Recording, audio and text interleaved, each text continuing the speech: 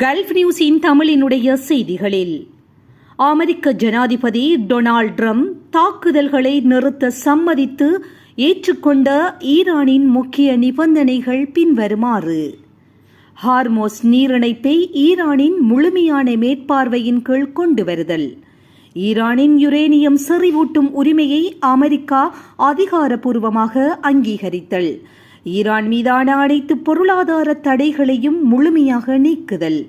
ஈரானின் இழப்புகளுக்கு ஈடு செய்ய ஒரு பிரத்யேக சர்வதேச நிதி நிறுவனத்தை உருவாக்குதல். அமெரிக்க படைகள் பிராந்தியத்திலிருந்து வெளியேறுதல் மற்றும் அணு ஆயுதம் இல்லை என்ற ஈரானின் உறுதிமொழி.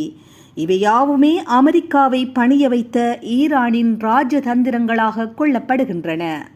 இதுபோன்ற செய்திகளை உடனுக்குடன் துல்லியமாக நீங்கள் அறிந்து கொள்ள கல்ஃப் நியூஸின் தமிழினை சப்ஸ்கிரைப் செய்வதினூடாக அறிந்து கொள்ள முடியும்.